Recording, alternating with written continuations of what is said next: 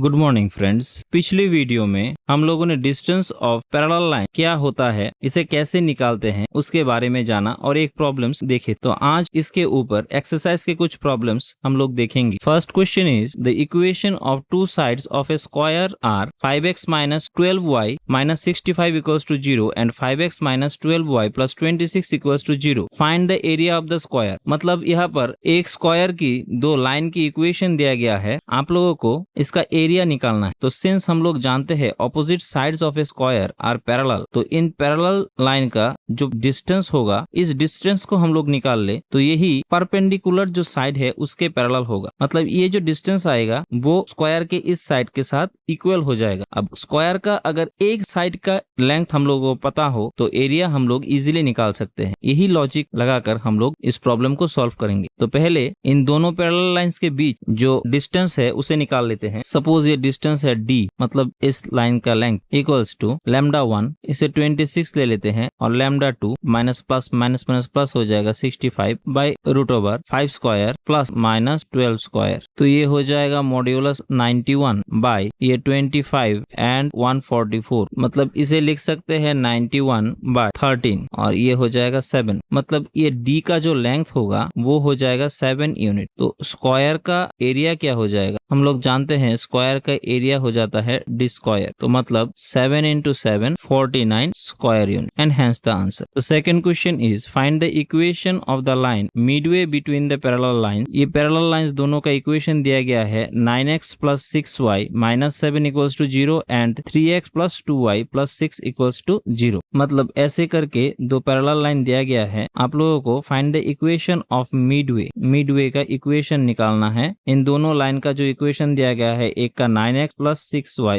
minus 7 और दूसरे का 3x plus 2y plus 6 equals to 0। तो इसका इक्वेशन निकालना है। तो यहाँ पर दो लाइन की इक्वेशन दिया गया है, आप लोगों को बोला गया है कि इन दोनों लाइन के मिड पॉइंट से जो लाइन गुजरेगा उसका इक्वेशन क्या हो। पहले का इक्वेशन दिया गया है 9x plus 6y minus 7 equals to 0 and दूसरे का इक्वेशन दिया गया है 3x plus 2y plus 6 equals to 0। आप लोगों को इस लाइन का इक्वेशन निकालना है। ये दोनों लाइन पैरेलल है, तो सिंस दोनों लाइन पैरेलल है पहले इक्वेशन लिख लेते हैं 9x plus 6y minus 7 equals to 0। यहाँ से 3 को कॉमन ले ले तो हो जाएगा 3x plus 2y minus 7 by 3 equals to 0। इसको 1 दे देते हैं। सेकेंड इक्वेशन हो जाएगा 3x plus 2y plus 6 equals to 0। इसको दे देते हैं नंबर 2। और जो इक्वेशन 3 होगा, मतलब इस लाइन का जो इक्वेशन होगा, इसे एज्यूम कर लेते हैं 3x plus 2y equals to कोई एक हम लोग c ले लेते हैं कॉन्स्टेंट इक्वल्स टू 0। अब ये जो डिस्टेंस ये मिडवे बोला गया है तो ये दो डिस्टेंस इक्वल हो जाएंगे। तो इक्वेशन 1 एंड इक्वेशन 3 में जो डिस्टेंस होगा इसे इक्वेशन 3 दे देते हैं। ये हो जाएगा c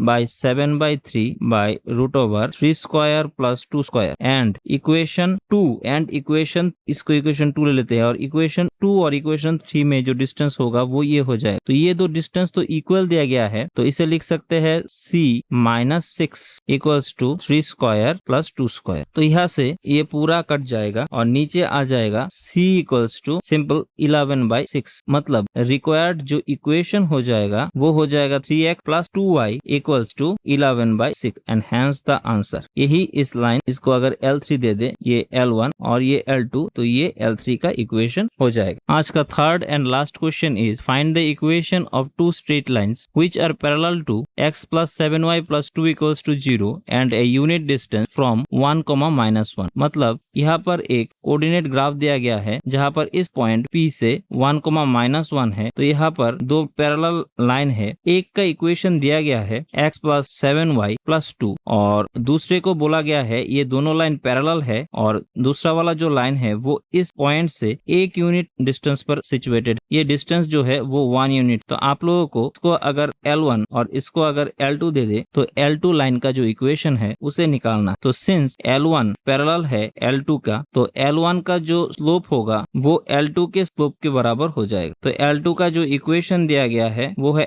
x plus 7y plus 2 equals to 0। यहाँ से y equals to निकल के आएगा -1/7 x minus 2/7। तो L2 का जो स्लोप होगा M2 ये हो जाएगा -1/7। अब अगर L1 की इक्वेशन को हम लोग अगर y equal to m1 x plus c ऐसे ले ले तो m1 की जगह पर हम लोग इसको बिठा दे सकते सकते हैं क्योंकि m1 एंड m2 इक्वल हो जाएगा सिंस दे आर पैरेलल। तो यहाँ से हम लोग लिख सकते हैं 7y minus x plus 7c equals to 0 और 7y plus x minus 7c equals to 0। ये हो जाएगा L2 का जनरल इक्वेशन। अब स्पेसिफिक इक्वेशन के लिए ये जो L2 है वो इस पॉइंट से 1 यूनिट डिस्टेंस पर है, तो d इक्वल्स टू 1 यूनिट दिया गया है और फॉर्मूले से हम लोग निकाल सकते हैं ax1 plus by1 plus c by, इसे लिख सकते हैं a square plus b square जो स्टैंडर्ड इक्वेशन। अब इसका जो जनरल फॉर्म आया वो आया x plus 7y minus 7c equals to 0। तो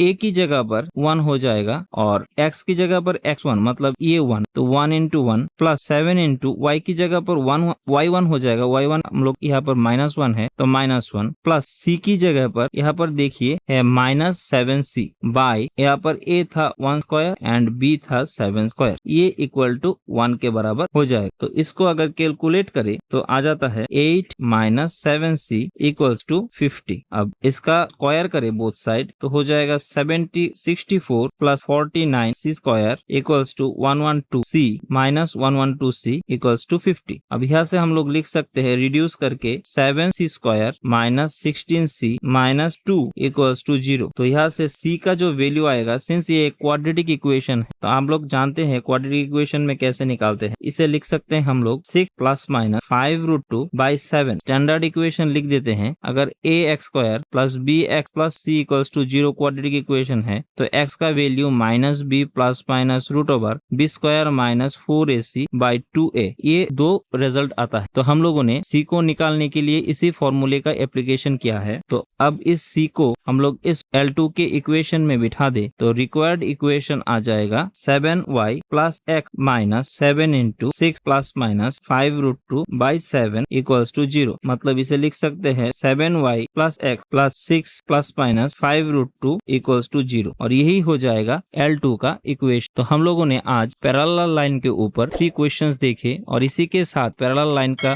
जो टॉपिक है वो भी खत्म हो जाता है। तो अगले दिन हम कुछ और देखेंगे। तब तक के लिए thank you and good bye.